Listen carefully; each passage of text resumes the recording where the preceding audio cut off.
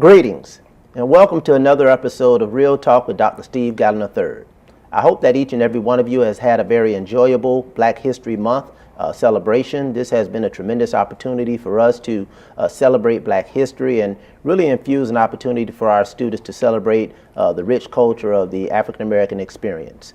I'm very excited today to involve myself in what I deem as a moment of nostalgia. Going back approximately 27 years, I was an elementary school principal at Holmes Elementary School. Times have changed, but one thing has been constant, is that the early childhood programs, the elementary school experience is critically important for a student's learning and lifelong success. I'm very fortunate today to have three outstanding professional educators here representing District 1. They have diverse backgrounds, diverse experiences, but one thing they have in common is the key to academic success at their particular schools. I would like at this time to introduce our three principals. We have Ms. Tiffany James from Skyway Elementary School, Dr. Frederica Wilson, Skyway Elementary School, Mr. Mark Schwam from Lake Stevens Elementary School, and the Dr. Cynthia Clay from Robert B. Ingram Elementary School. And she is our finalist for District 1 Region, North Region's Principal of the Year. So again, I want to welcome each and every one of you. I want to thank you for taking time out of your very busy schedules to speak with us and to speak with our viewers about your experiences at the elementary school level. Why were these three principals asked to be on this show? They have demonstrated a success at the elementary school level. Their schools are performing, their parents are engaged, and most importantly, their students are having an opportunity to have a solid foundation academically. And we know from research, and we also know from practice, that the elementary school level is critically important to what happens at the middle school level and what happens at the high school level. So if we don't get it right at the elementary school level, our children are going to have increased challenges moving forward. And yes, these three principals are getting it right for their community, for their schools, but most importantly for their students. So welcome. Thank you. Thank you. We're going to jump right in. I know who you are. I've had an opportunity to see your track record of success, but can you tell our viewers, we'll start with you, Ms. Tiffany, who is Tiffany James? I was excited to welcome you to District 1 when you were promoted to the position of principal, and the remarkable turnaround that you've done at Dr. Frederica S. Wilson Skyway Elementary School is unparalleled, and it is something that continues to demonstrate what is possible in elementary schools with tremendous challenges, with a great degree of focus. And we're going to get into the strategies and what you've done to turn that school around, but tell the viewers who are you, your background, your professional experiences, etc. Well, again, my name is Tiffany James. I am a mother of three, and my children went through Miami-Dade County Public Schools. My two children are at FAMU in pharmacy and nursing. I have one that's in first grade that's actually at my school. I started with Miami-Dade County Public Schools as a substitute teacher, instructional coach. I work for ETO as an instructional supervisor, assistant principal, and principal. My love is building the bench for teachers and district staff to make sure they're equipped with the curriculum side of things. And so that is definitely my strength as well as my passion. As I continue to matriculate through the system, I don't know what God wants me to be, but I just want to serve. So I'm just excited, and I just have a big love for curriculum and development. I think your introduction as it relates to how you entered into the educational profession is critically important. It somewhat parallels mine. You were a substitute teacher, and for those of you who are at different iterations of your professional experience here in the district, Ms. James started out as a substitute teacher, so she is an example of it's not where you start, it's how you finish, and I want to say, Ms. James, you're just getting started. Mark, tell the viewers who you are, your background, your professional experiences. You're no neophyte to this work. No, I'm not. I am also a father of three. I have two in college, one in middle school. Originally, I graduated Florida State with a criminology degree, and I had I just had made a decision that wasn't the course I wanted to go in when I graduated, and I went to Nova Southeastern. I got my master's in elementary education and ed leadership. I started off my career at Natural Bridge Elementary as a teacher. I taught third grade, fifth grade, second grade. So I knew the curriculum back then, and I had aspirations to be a leader. I became an instructional coach in mathematics, And from there, I got the eye, from my principal and said, you need to do better things and move on. So I was able to secure an assistant principal position at Lake Stevens Elementary 11 years ago. And I was fortunate enough to stay on as principal at Lake Stevens Elementary when the previous principal retired. So I was fortunate enough to be at Lake Stevens and continue on the merits that we are progressing right now. My focus is definitely on curriculum, student achievement, working, like you said, restoring academics and getting our kids back to the level where they need to be. And we've had a great track record of that throughout the years. And we've done a lot of things at the school that, I'm very fortunate and happy about to make sure that student achievement is at the forefront of learning, and we're moving forward in that direction every single year. Great. So you've been at Lake Stevens for how long? 11 years. 11 years total. Total. Okay. Seven as assistant principal, and this is my 4th year as a principal. And how long you been in the system? 26 years. 26 years. Ms. James, how long you been in the system? I've been in the system for 16 years. 16 years. Okay, great. Now let's move to our Principal of the Year finalist, Dr. Cynthia Clay. Good morning, Dr. Gallen. It's such a pleasure to be here this morning. I have had a tremendous tenure in the Dade-County public school system. This is my 31st year. I am a product of the Miami-Dade County public school system, as well as my son, a graduate of Bethune-Cookman University in psychology, as well as my 10 siblings. We are all products of Miami-Dade County Public Schools. My tenure, I have been a teacher, an elementary teacher at Fulford Elementary. That's where I started my career. I then moved on to a reading coach at Scott Lake Elementary, and now at Dr. Robert B. Ingram Elementary. This is my 14th year. I served as the assistant principal for 4 years, and this is my 10th year as the principal. And it has been a tremendous experience. One of my priorities is building staff capacity as well as community engagement, making everyone feel a part of our school. And that's what we've been able to do over the years. I have a tremendous staff that's always willing to go the extra mile for our students. Our students are learning a great deal. We're exposing them to a great deal.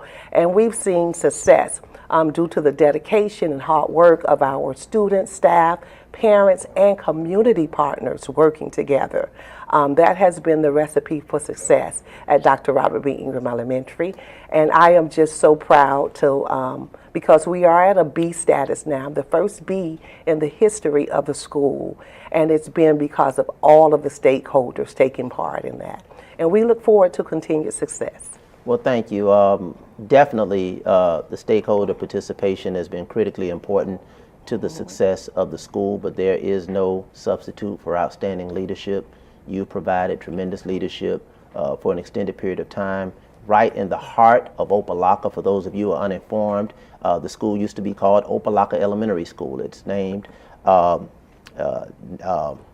Robert B. Ingram after our phenomenal, the late, great Dr. Robert B. Ingram, a former school board member, former mayor of Opelika, former police chief.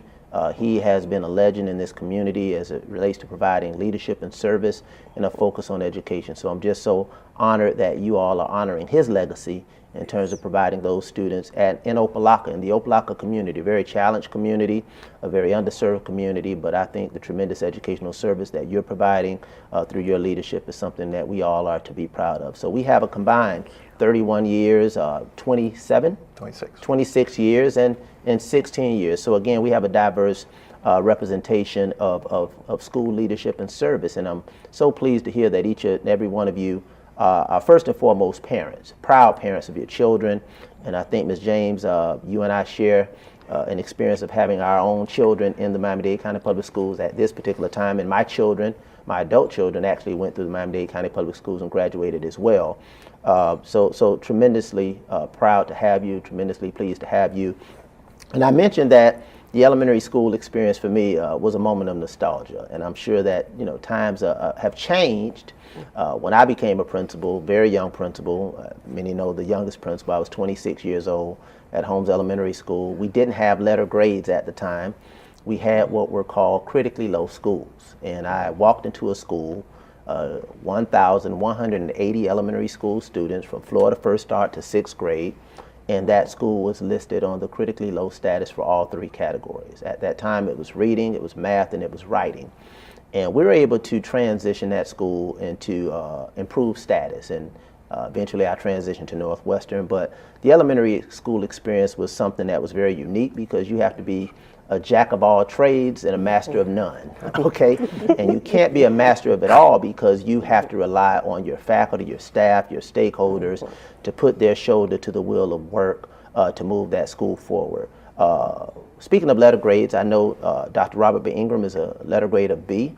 Lake Stevens is? We've been in A for 3 years. An A for 3 years, and your current grade is? We are an A. They are an A school, and I remember when I got elected, that was one of the schools that was deemed very, very fragile, very, very underperforming, and you've elevated that school from its status at the time was an F school, now it's an A school, and it's an outstanding testament to your leadership and a testament to what we can do collectively as educators.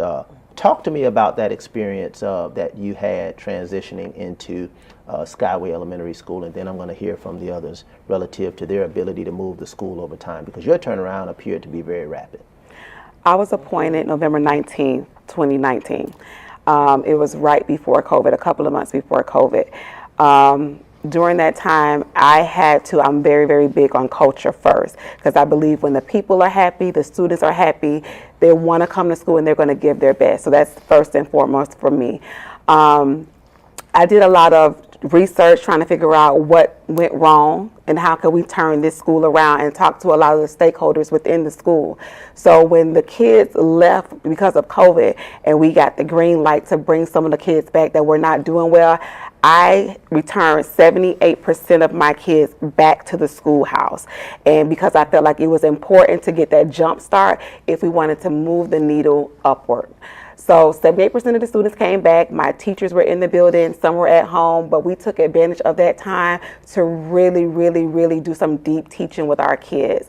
After going through that year and our kids coming back, curriculum development was at the forefront of my vision to make sure that we elevate in the right way. I believe as a principal, when you get down and dirty and your DNA is on curriculum and what everything they do, they believe in it. No one is telling them to do it. They're sold by the leadership and the visionary of the leadership team. And like Dr. Clay mentioned, the staff is a phenomenal staff. They care about kids first, and they want the best for that community. And if you look at most of the teachers that's been there, they've been there for years. So they want the best for those kids. And what we did with those kids were remarkable. Not just professional development, but just really understanding what went wrong. If it's absenteeism, we service other kids in his house that come in and out of our school, and we really started going over there. We went to his house to see how we can bring those kids up. How can we make a difference in their lives? So we tried to make sure we really target the whole child. And with doing that, we saw a major difference within the 3 years that I was principal there. This is now my 4th year. But everybody's in it. Everybody's in it, and they're willing to do the work. For our viewers, you heard Ms. James refer to his house. We're not going to operate under any assumptions. His house is a residential program where children, based on personal, family related trauma, actually reside in a residential facility, but they still attend our public schools. So we have to be very mindful of, number one, identifying those students, engaging them in a very intentional, very singular way, and really reaching out to them and making sure that we provide additional support and interventions to them. And you all going over to that particular site, establishing that partnership, I thought was critically important. There was something you said that I think is important to note. You had 78% of your students to come back for in-person learning.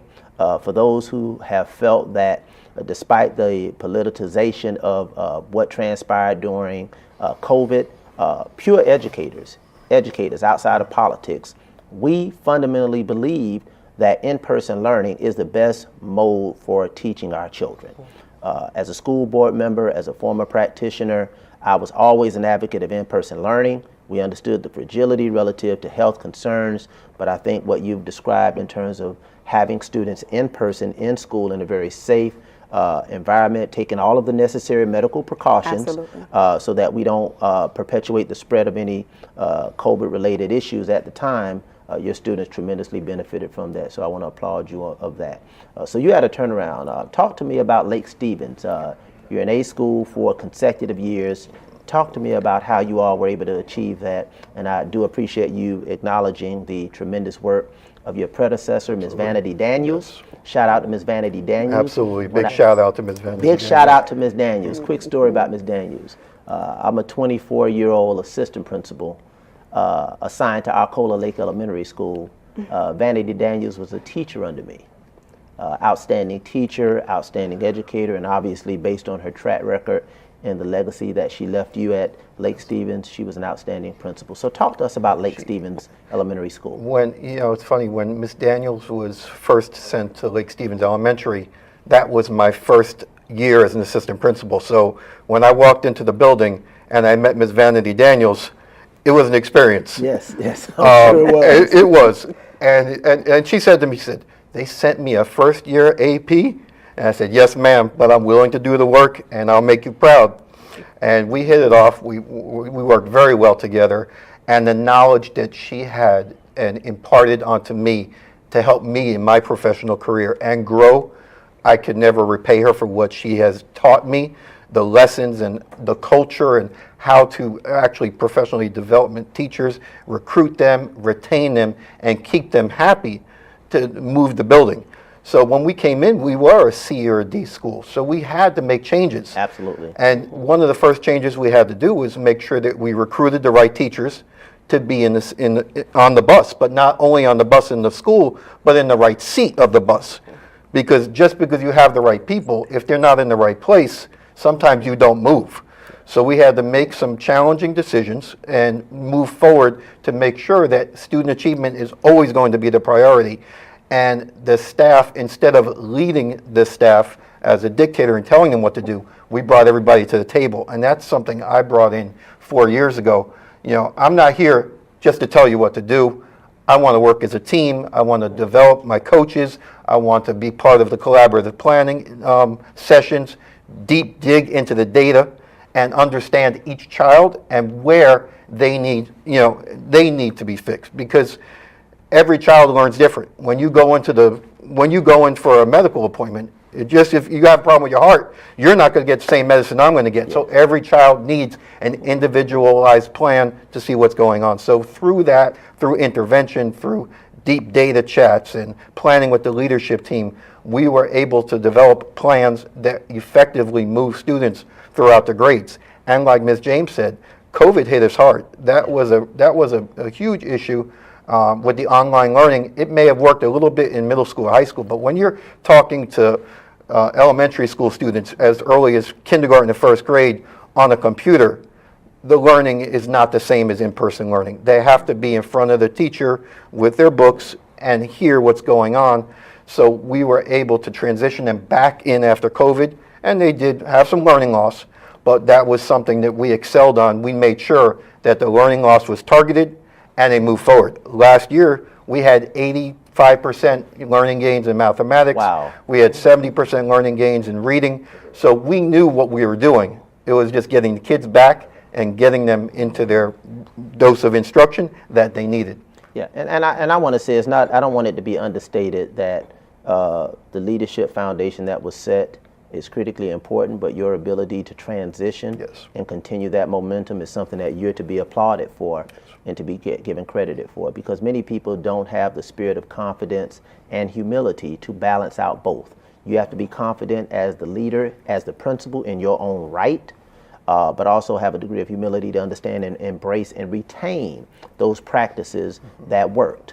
And you also have an additional challenge that many people have struggled with, and that's going from an assistant principal to the role of a principal in the same building. Yes. That is something that about 25 plus years ago, there was always an unspoken rule against that, because it was something that kind of created some additional challenges for the individual, but it does take a unique individual to overcome that, and obviously you have 4 plus years later, and you're to be credited for that. Thank you, Dr. Clay, you're now a B school. Yes. You're at the apex of educational success, obviously in the city of Opelika and surrounding areas.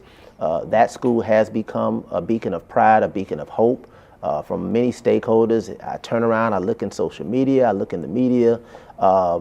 A lot of things are happening, and a lot of people have a vested interest in that school. When you start talking about community ownership, parental ownership, school culture, yeah, it's important from the internal standpoint, but the external stakeholders that I hear from in a very positive way that want to support the school, and the way that you've been able to galvanize that support over the course of 14 years now is again a testament to your leadership, and you having been the assistant principal as well in that school to be able to transition into that role as Mr. Schwartz has as well. Talk to us about that.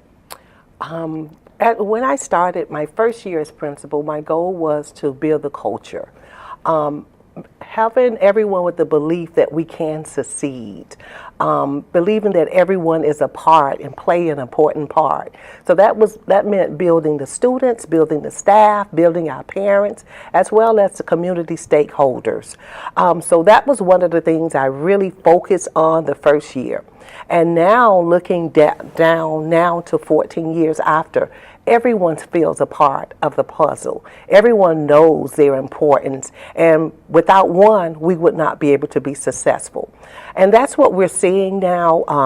Our community partners, I cannot speak enough about them. And I thank you for our faith-based community partners, beginning with their prayers for us. Anytime we need them, incentives for our students, for our staff, they are there for us. Just the Opelika Police Department, the City Commission, the Opelika Library. We have the businesses in Opelika, just a slew of stakeholders, the Coast Guards, Amazon, and they have really been a game changer. Seeing the support in the students, they come in to mentor, just to support us in every way, that has been something great for us. Also, Mr. David Williams, with our new science initiative at our school, we have a world-renowned science lab at the school now, a botanical garden, as well as a butterfly garden, where we've had people to come in to take tours. Our students are learning on another level. They're learning about, I can be a scientist now. There are so many different careers I can explore in the science career field that I can be it now. My students can tell you about different animals, different plants, how they help us as people, where they originated from. So we're through our science program, we're taking our students' critical thinking to another level. And again, I can't speak enough about my staff. My staff is, I'm always telling them, I know I'm blessed to have a staff. They are always willing to go beyond. If I needed my staff on a Sunday, they're there. For Saturday, they're there to 6 o'clock each day with our children for the after school program. So everyone just working together. It has been a tremendous difference at our school, and we, as I said earlier, we continue to expect to see great things happening. And Dr. Gallo, we thank you for your support. The Student of the Month. The parents are so proud when their children are selected, because we let them know it's your child has been selected from every child in the school, and they take pride in that. And it's such a pleasure going every month to have our students awarded for that. So it's all of those things, helping our students to be recognized in positive ways, and letting them know that they can do and be anything they want to in life. Each day they start with the school affirmation, and they're telling themselves about how they believe in themselves, the staff believe in them, they can be successful, they are opulent, they can have anything that they want in life, and they are college bound if that's what they choose to do. They may not realize the impact now, but as they speak those words into their lives on a daily basis and it comes to pass, it's going to all come back to their elementary school years.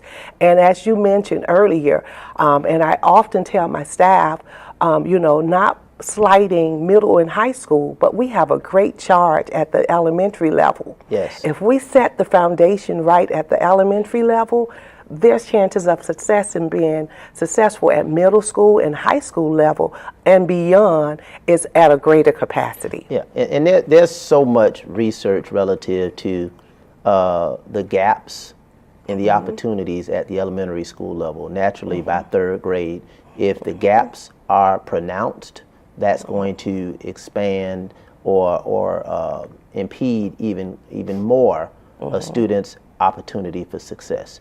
If there are limited gaps and there are enhanced opportunities, that's going to increase their opportunities for success moving forward. So again, you've done a tremendous job in terms of your partnerships. Shout out to former Miami Gardens Councilman David Williams. I know you have the City of Opelika, you have the Opelika Community Development Corporation, I know has done some work in that area as well. Yes. Each of you has talked about culture and school culture. And one of the things I want to hone in on something you said, Ms. James, you mentioned that your staff is pretty much the staff that has been in place. And very often people have this perception that you have to have a major overhaul. Sometimes you do. Sometimes you do. I come from the era in which reconstitution of schools was practiced, specifically at the high school level. We had what was called Project 4 High, which were the 4 F high schools in the county, Northwestern, Jackson, Booker T, and Edison. And those schools had an opportunity for reconstitution. That means you had an opportunity to make dramatic changes in staff. I heard you, Mark, talk about there were some people that needed to be rearranged on the bus, and some people need to get off of that bus and go to another bus. But I also heard you, Ms. James, talk about the fact that you made some major changes with existing staff. And again, from a leadership standpoint, I think that's critically important, because very often people think that you're able to turn around an organization or a school because you're able to bring in new players. But you maintain the same players, but the school just had a different coach. Talk to us about what that experience was like coming in, building on the existing capacity in that school, and what was your theory of action to decide to do that, which I think is very fair, giving everybody an opportunity. But talk to us about that.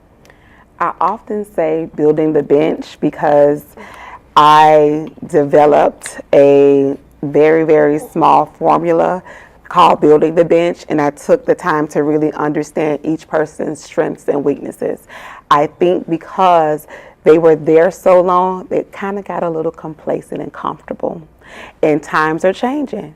We have new students coming in the building, so we have to adapt to them. We talk about student-centered. We had to make sure that we are adapting to that.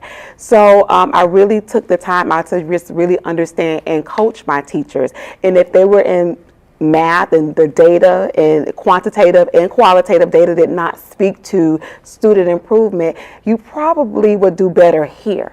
I looked at personalities, different aspects to say, I want you to shine, because everywhere I go, I want to shine. When they say Tiffany James, I want to be, hey, and I want you to feel the same way. So if you're shining here, that means every time you come in, great things are happening. I don't want to dull your light. And they really understood where I was coming from. It wasn't punitive. It wasn't because I didn't like you. It's because I want the best for you as well as these children. And I often tell everybody, my son attends that school. So when I look at all of my children, I look at him as well, and I want the best for him, and I want the best for all of them. So they really embraced it, and we just started seeing the change, and they was excited about the change. I just pushed them to more leadership roles, and no, don't be comfortable. Come on, let's get up and do it together.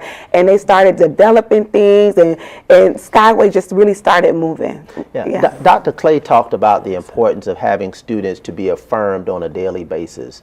What you've described is actually the value, the importance, and the impact of having faculty and staff, and specifically adults, affirmed. Though the need for that level of affirmation is critically important, especially when a school has sadly only tasted the sour pill of failure. Because I often said during those challenging times of my principalship that a letter grade of an F or a D is not something that is only on the school. It's on the community, it's on the faculty, it's on the staff, it's on the students, it's on the parents. And we're more than a letter grade. I think I actually did an op-ed about 20 years ago saying we are more than a letter grade, because when you look at the pockets of excellence during that particular time, it can never be restricted to one moment in time to see what a student group performed that really speaks to the entire school. So you were able to affirm the existing faculty and staff. And there's something else you said, that you took the time. You took the time. And in this ever-changing educational landscape, of which people are going to get shocked, but this is real talk, I embrace some of the new tenets of the state to kind of move a little slower in terms of progress monitoring, moving from, hopefully, the draconian efforts to grade a school in a very rapid, episodic way, as opposed to looking at how children are performing over time through progress monitoring. We'll see what that looks like from a letter grading standpoint, but I do see some level of pause as opposed to the rapid, accelerated microwave approach to turning around a school without really diving deep into whether or not students are learning and performing. I want to tap into something that each of you, I've learned, has in common. You all, at some levels of your career, served as curriculum coaches. Did I hear that correctly? Yes. Okay, that's unique. That wasn't scripted. You all, at some point in time, served as curriculum coaches. I think that's critically important because, number one, it provides an opportunity for you to understand capacity building. Curriculum coaches, for the viewers, are professionals in schools that coach teachers that work with students, whether it's intervention, but they're involved primarily in curricular related issues, data analysis, professional development, in-class support, interventions. They really deal with the mechanics of what happens in a school in a supportive role, How has that role helped you transition into your role as an educational leader? Start with you, Mark. Yes. It's funny because, I heard back in the day, principals were really more operations managers. You didn't really need to be so in tune with the curriculum. Just make sure the school is running. You're dating yourself, man. Go ahead. You're dating yourself. When you say you heard, that's what we heard 25 plus years ago. Mm-hmm. Operations managers, not instructional leaders, but continue. But to be an effective leader, you need to know curriculum. You need to know how to lead professional development, how to mentor young teachers, even veteran teachers, on what practices are good practices, what practices might need some tweaking, what needs to be changed. So as a principal, knowing the curriculum, knowing the standards, and knowing that you've been there before, you've also had the experience to coach colleagues in performing what needs to be done in the classroom. We've been able to, as leaders, oversee and grow our teachers to make sure that they have a sounding board to make sure that the teaching that they're doing, the instruction is purposeful, is on point, and deliverable to make sure that we make a difference in the students' lives. So, absolutely, curriculum has to be. I'm going to throw this out to each of you. You could jump in. But isn't that something that you could abdicate to other staff members at the elementary school level? And I'm saying that with some degree of sarcasm, because I was an elementary school principal. I was a high school principal with a tremendous amount of support and staff, but the elementary school principal, in some cases, has to be all things to all people. Yes. Is that much more pronounced at the elementary school level, to have a hands-on approach to coaching, to data analysis, to testing coordination, to staff training, to discipline, to purchasing, to finance? Because last I recall, you don't have the voluminous amount of resources that are at the middle or the high school level, definitely, because you're a small operation, but you have to have your hands on everything without missing the mark on the main thing, keeping the main thing the main thing. What is that like at the elementary school level as a principal? Anybody? It is important for us to know that curriculum area, but I must say, not only myself as the principal, but having an excellent assistant principal, Mrs. Negron, also the support of the ETO staff, the CSSs that come into our buildings each week to work with our coaches, our teachers, everyone working together. But as a coach, I learned the importance of building relationships first and foremost, and being able to put myself in my teacher's place, and they see us working together. We're breaking down the data. I'm knowing the benchmarks, the standards. It helps to build better relationships when you can truly understand what's going on. But you as the principal know and understand that personally. You individually know and understand that. Yes. As the principal. Yes. Okay, you're not abdicating that to anybody else. No. They can work on it, they can support it, they can collaborate, but you know it. But I know it. That's Yes. Hands-on. Each week I'm in collaborative planning. I'm working out data. We're looking at data. We are large on data. My students know their data. The parents know the data. The staff knows the data. So I really enjoy that part of working with my teachers and working out the data, knowing the data. That's how I'm able to communicate with my students. You did well this week, or you didn't do well. What happened? And they come back and let me know when they do well again. So when they see the principal knows my data, when they see, and I'm able to communicate that to my parents, that I know the data, that says a lot. That speaks volumes to the teachers, the students, as well as all the stakeholders. Are you hearing this, middle and high school principals? Are you hearing this, middle and high school principals? There should never be a situation where you abdicate your role, your responsibility, your engagement, your knowledge of what's happening in the school. And I have so many anecdotes, but I must share one that occurred when we had to give a report. I was a high school principal. I had one of the best curriculum support vice principals. Shout out to Patricia Arnett. Real people, real names. This is real talk, real stories. And we were preparing to present our response and our strategy to improve student performance, and looking at it based on data. And this was prior to all of the technological advances we have right now. We didn't have iReady. We didn't have all of those things. So you had Dr. Handelsman, shout out to Dr. Handelsman, a math teacher that would collect the Scantrons, do an analysis of how students performed in certain areas. But that being said, we were preparing for the presentation, and everyone anticipated that Ms. Arnett would be the one to speak on it. I spoke on every element of the data for the high school, and after I finished, I said, Ms. Arnett, did I leave out anything? She said, no, Dr. Gallen, you covered everything. And it was something that really spoke to what you talked about, Mark, is that there was this predisposition and this anticipated perception that our role and our responsibility was relegated to discipline, operations, the mechanics of the school, but not the mechanics of education, the core technology of what takes place. I credit that with my elementary school experience. Having to do all of those things. I had to do discipline, I had to do testing, I had to do curriculum, I had to do professional development.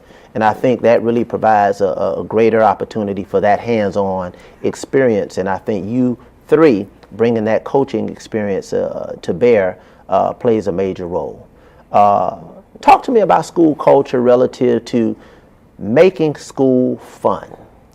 What are you doing in terms of making your students enjoy school while learning at the same time? Because I know we've gone through, and some people will still feel that we're still in that place of testing and over-testing, but school is not really an enjoyable place to be. What are you doing to balance out your commitment to academic achievement, but making a commitment to ensuring that school is enjoyable and that you're addressing the needs of the entire child? Anybody? Yes, Ms. James. I can start because I am a kid at heart still. But I wanted my elementary experience to be what I experienced as a child.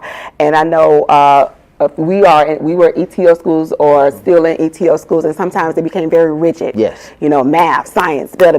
I'm like, okay, they're a kid still. You know, how do I still do that and make sure they still feel like a kid? So outside of what we do with the after school programs, I'm with the Boys and Girls Club now and the Children's Trust. But if you look at our calendar, it is very full of activities. We make sure we incorporate activities throughout the day. We make sure instruction is fully engaged. We just had a spirit. We had Wakanda Day yesterday, closing out Black History Month, where our boys and girls get to dress up, have fun, put on their costumes, relate to their colleagues, just get a chance to just be kids at times. We incentivize them for their academic achievements as well as just their character, because we do realize that sometimes some kids are not going to meet that threshold that we're looking for. So we want to praise them, similar to what you do, Dr. Gallen, for your Student of the Month. We want to praise them in all aspects.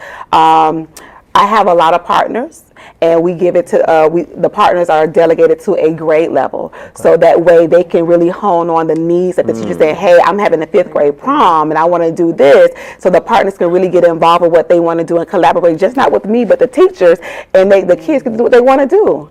And our kids speak and they say, Miss James, I want to do this, I want to do that. I'm like, okay, let me write it down, and I make sure they have it. So you perform for me, I'm going to perform for you. I mean, that's a curriculum person at heart. I'm sorry. What you have now described is differentiated partnership. Okay, tiered partnership. I'm going to target your partnership, your service, your time, your talent, and your treasure, not to the whole school, but to a grade level. That obviously deals with specific needs, specific interests, but also it helps to cultivate specific relationships. Yes. Mark, you want to talk about some of the things you do that's fun? We celebrate everything. Okay. We celebrate successes. We celebrate student achievement. We celebrate, like Ms. James said, Black History Month, Hispanic Heritage Month. We have luncheons. We have fashion shows. The kids dress up. They do. This week is, celebrate Dr. Seuss Week. So every day this week, they get to get that out-of-body experience, dress like Dr. Seuss. Do you dress like Dr. Seuss too? I haven't been in the building this week, but I plan on Friday. Okay, I failed that test now. And we also have partnerships. Okay. We have our big partnership is with the Education Fund. Great. And with their partnership, we are able to move from the STEM program to the STEAM program. And we celebrate that. We have robotics, and we have clubs and organizations where the students attach themselves to, so they see that school isn't just school in the classroom. There's also things to participate in with student achievement, but fun things that they could tag themselves to make sure that they're learning and having fun at the same time. So we're constantly moving along. Dr. Clay, just briefly, I know it's always fun at Dr. Robert B. Ingram. I've gone over there, I've jumped in a bag, I've done a whole lot of things. Yeah, sack race, I lost. Did I lost or win? No, you won. I won. I won the sack race You and beat the children. beat the children in my suit, All of us. my He was in a shoes, suit. and everything else. Just talk to us about some of the things you've done and continue to do, and why is that important to your school and your students? Oh, very, very important to keep everyone motivated, as Ms. James said, to make learning fun. Remember, they're still children. And the staff enjoy it as well, to just have that day to just bond with the students as well as the families. We do not things only during the day, we do family engagement activities each night, each month, once a month for the families to come and bond. Nothing with academics, just coming and enjoying each other. We have our iReady celebration coming up soon. One of our wonderful partners is sponsoring it. The Lending a Helping Hand. We'll do the bounce houses, and just a fun day for our children. So our children are looking forward to that, and as Ms. James also said, some children are not going to always make the higher mark, but we are awarding them on just the effort. If they went up just a certain amount of points, that showed their effort, they really tried. So we believe in incorporating everyone to make everyone feel important. Just ice cream parties, slushies parties. We believe in eating well. This is so critically important, and I say this with a degree of humor, but a degree of seriousness. We have to have balance in our lives, but we also have to have balance in our schools with our children. I think there are conversations around the state nation around extremes that really get into the political discourse about extremism, but there could be extremism in education. And I don't mean political or educational extremism. What I mean is you're having too much fun and you're not doing the work, or you're doing the work and you're not having any fun. Absolutely. And I think the mark of a good school, the mark of a good leader, the mark of a good school culture is to have that balance. It's not an either or, it's a both and. That's something I've said for decades. Either you succeed academically and don't have fun, or either you have fun and you don't succeed academically. And I see some people struggle with that. And I've had to debate that issue regarding some schools in my district, that people feel like the school is an exciting place, it's an enjoyable place, it's a marketable place, but I want to look at the data. I want to see how the school is performing academically. Or the school is performing academically, but Dr. Gallen, the school has no field trips, the school has no activities, the school has no fun. Ironically, I'm sitting here with 3 principals who have found the formula to have that balance that we need in our schools, in our classrooms, but most importantly with our children. So when we start to speak to parents, it's not just enough to say our school is an A school or a B school, and I'm sitting with schools that are 2 A schools and 1 B school. High academic performance, great enjoyable environments.